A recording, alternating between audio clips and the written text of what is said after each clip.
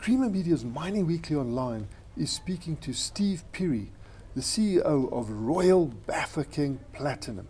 Steve, you spoke of an industry that needs a softer hand, not such a heavy hand. You spoke of the possibility of getting quite a lot out of collaboration.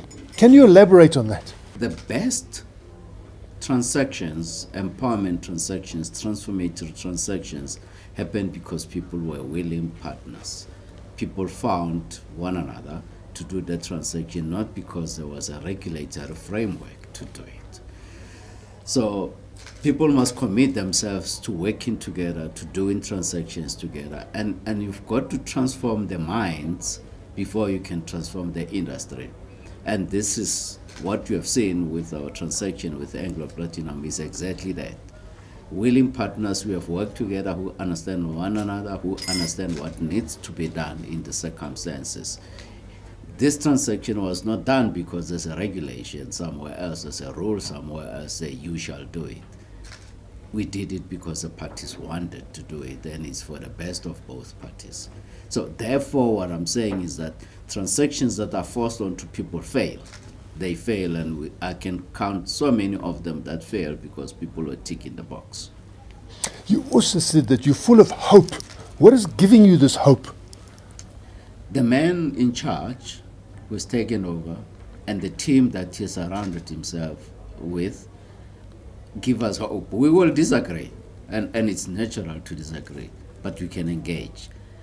In the few months that Minister Mantashe has been a minister, I've lost count of the number of times the industry has met him, either as individual companies or as the Mineral Council itself, a number of companies.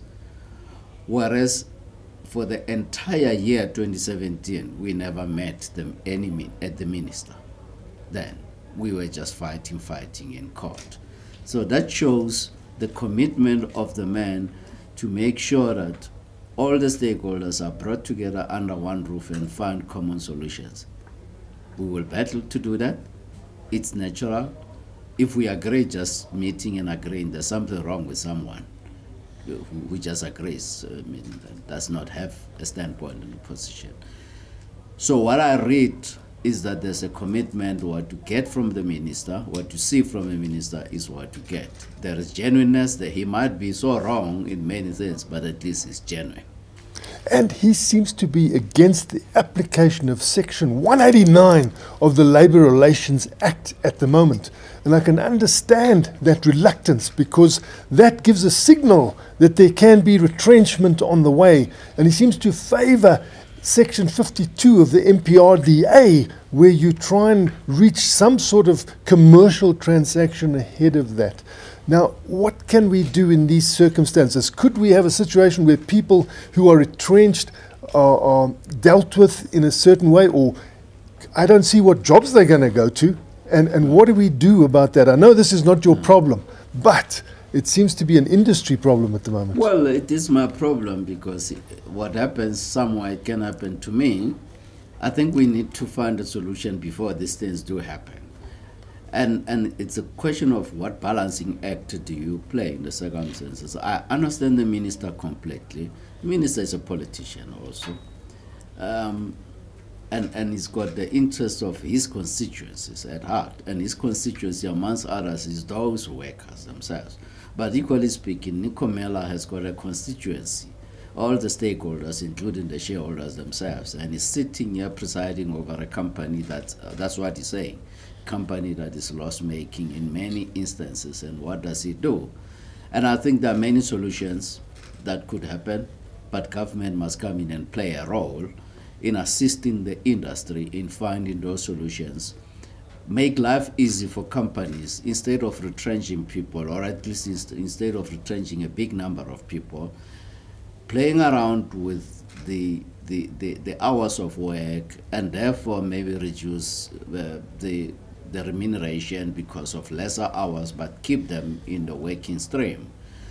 Give companies incentives like tax incentives, because if you retrench people, you're not going to get tax at all.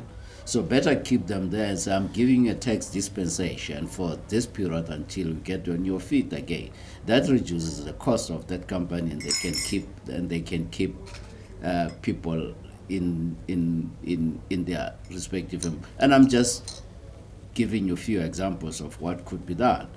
But government must come in and offer a solution, and let companies go back and work on their models and see how it could work to reduce the cost itself. I am really, really feeling bad when I retrench people, because you don't want, no one wakes up in the morning and wants to throw people out there in the street. But at times you have no option up until government really comes in and assists you in that regard, because there are a lot of things that government can do that they can relieve you of those payments, those burdens, and so that then you can keep people in the working environment. And sentiment towards platinum at the moment seems to be a problem. The anti-diesel sentiment seems to have come back and hit the platinum price unjustifiably, in my view. But it is impacting on the price. What can we do about trying to change the sentiment? We are doing it. It's just that at this stage you don't see it. You know, things get worse quickly and they get better slowly. That's the nature of things. But we are doing it, one, through International Platinum Association, IPA. We've got a diesel alliance in Europe consisting of us, the producers, the fabricators, the auto manufacturers and governments, in order to address the situation of diesel itself. Yes, there are some diesel cars that are not environmentally friendly, that are emitting a lot of NOx, and some are emitting a lot of CO2, particularly the petroleum cars, so you need to balance that. You want to keep diesel for CO2, but you want to keep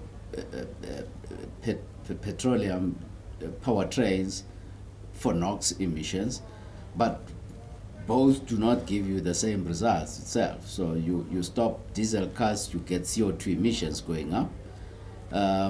So what is happening is that the OEMs are improving their technology, oil manufacturers improving their quality of the oil.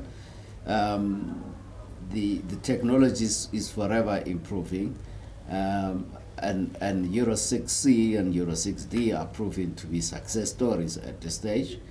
But the customer out there in the street is saying, we've been threatened that diesel cars won't be allowed in the city, so the sentiment is thick out there.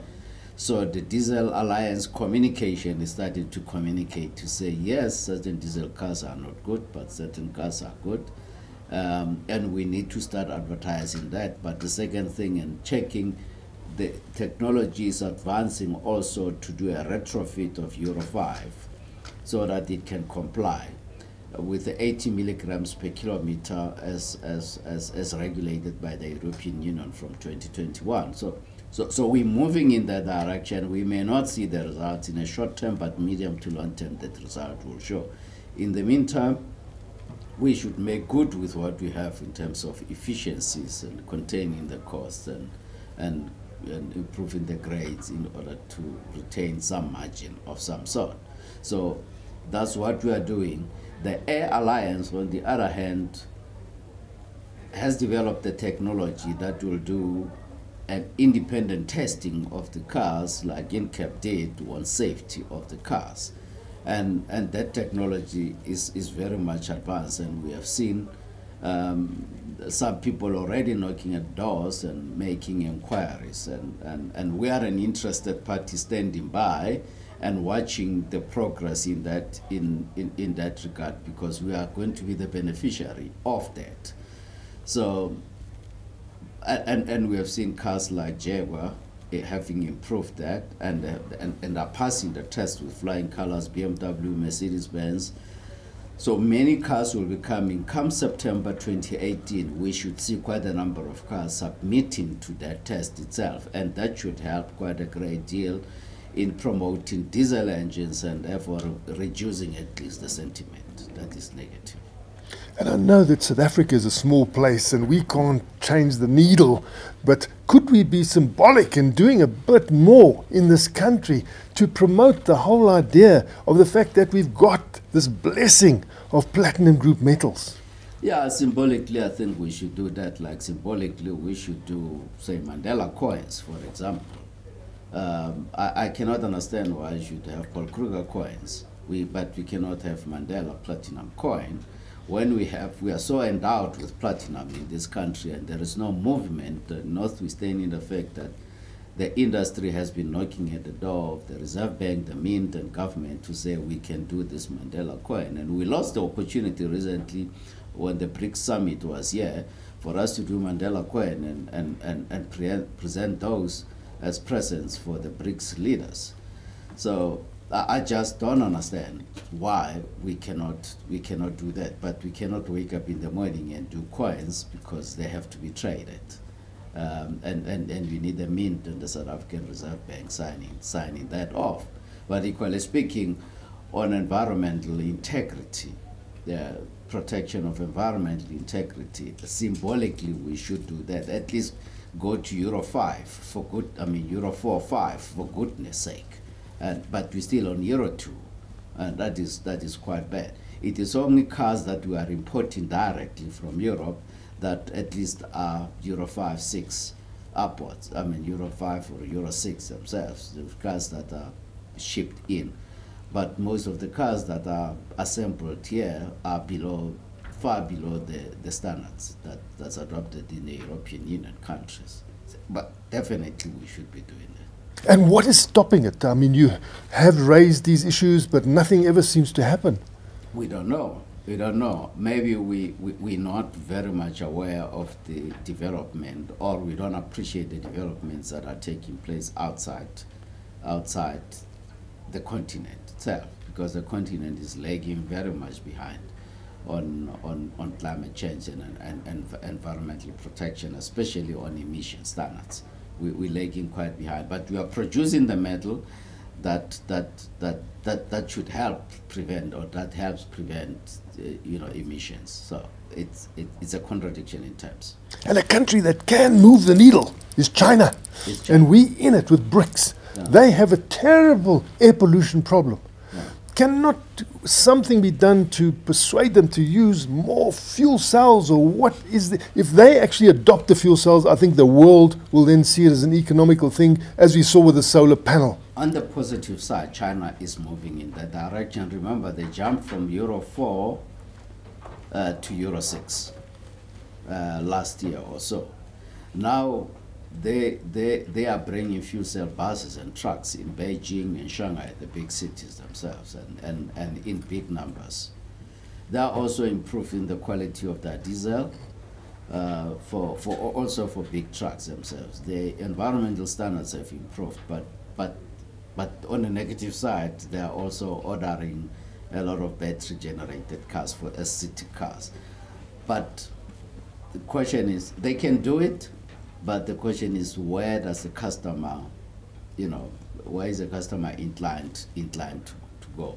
But if we can get that market on fuel cells and that market on big trucks and buses on the diesel side of this, and some hybrids, and participate in some hybrids vehicles, because China, to be honest, is a growth point in PGM demand, and we see the signs thereof.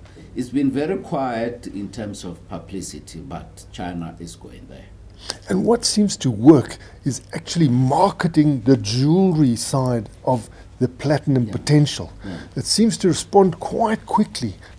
China is the biggest consumer of platinum in jewelry in the world. They've far overtaken Japan, which was leading at the time. 2016, 2017, we saw a decline, but mainly because of consumption patterns of the customer, rather than on normal conventional jewelry. As long as it's platinum, they're looking at the design, the models, and how flashy it is. So that tier 1, tier 2, tier 3 cities, and we're talking about Beijing, Shanghai, the big cities that are now modernizing the platinum jewelry, and therefore the designs are changing. You can see that. That's when we lost some market share. There was a drop in demand of about 2 to 3%. We have increased our sponsorship as PGI, as a producers, through PGI, to go and tap into those markets that we lost and do some innovations, but also go to the tier 3 cities, the outlying cities, and promote jewelry at a lower level, slightly lower level. And we can see the signs again coming up. But having said that, China is still our biggest consumer of platinum in jewelry. It's a matter of regaining our market share. There is no lack of interest in platinum jewelry than the need to accelerate market development in platinum jewelry. And swinging back to Royal Bafokeng Platinum now, you are in this situation of having an operational mine and also having a growth project, and the planets seem to be aligning for you at the moment. Well, we're very excited with the progress we're seeing. It's never easy to build a mine, especially, you know, vertical shafts, 2 big vertical shafts, and undoubtedly the biggest in the country. And the success is coming in. We had some difficulties, ground conditions, market conditions, and part of it and bulk of it has been funded from cash flows from the business, excess cash flows from the business, so you can understand how not easy it was all the time, you know, coinciding with the market dipping. But we are excited now because we are ramping up to 150 by Q4 this year, with a view next year to proceed immediately to ramp up to 230, which is the nameplate capacity of the mine itself. Whereas BRPM is a matured mine, is generating cash flows for us, and the costs are contained. We are very excited. Then with the acquisition of Massive, that should give us also the optionality to go into down deep ounces of Styldrift, that is fresh Govt. We need to pass capital budget in that regard. With the acquisition of the plant, the concentrator plant also, that has removed the bottleneck to ramp up to 230, and we don't need to build a plant again. So things are coming to shape. And then the things that can be controlled are costs. And you seem to be using your mechanized situation to help you in this regard as you come into Styldrift with a really modernized approach. Absolutely. What sort of lower costs can you expect? Well, we are expecting Styldrift to be at least 15% lower than BRPM as it is now. So it's a step change in the cost, and then overall itself it should put us in the lower quartile of the industry, cost quartile of the industry. But it's not only Styldrift because it's mechanized. Remember that we had to take very, very tough decisions 2016, 2017 to review BRPM entirely and look at the templates of BRPM and see, is what we're having optimal for what the ore body can offer us itself. So we had to do a lot of restructuring, and unfortunately a number of people had exited the business then, and therefore reduced our fixed costs, because remember, we are that's a conventional mine, and therefore which is more labor intensive. And when you're looking at costs, unfortunately, you cannot look at overall costs without looking at labor itself, because it's a big component of your operating costs. So we did that as a first step so that we don't burden Styldrift again with you know, the duty to relieve us of more costs overall, because you don't want one business paying for the other business. And as things stand now, you don't need to retrench, from what I can see. Yeah. You've done your retrenchments. Unless things worsen. You never say never in this industry, but there are no plans to retrench. And also you've managed to lift your social and labor plan expenditure. It's a sine qua non. You cannot operate without the social labor plan, without getting the community on board, because they also have to enjoy the benefits of mining in their area. Again, it is not regulatory, it is necessary. It is a necessary thing that needs to be done.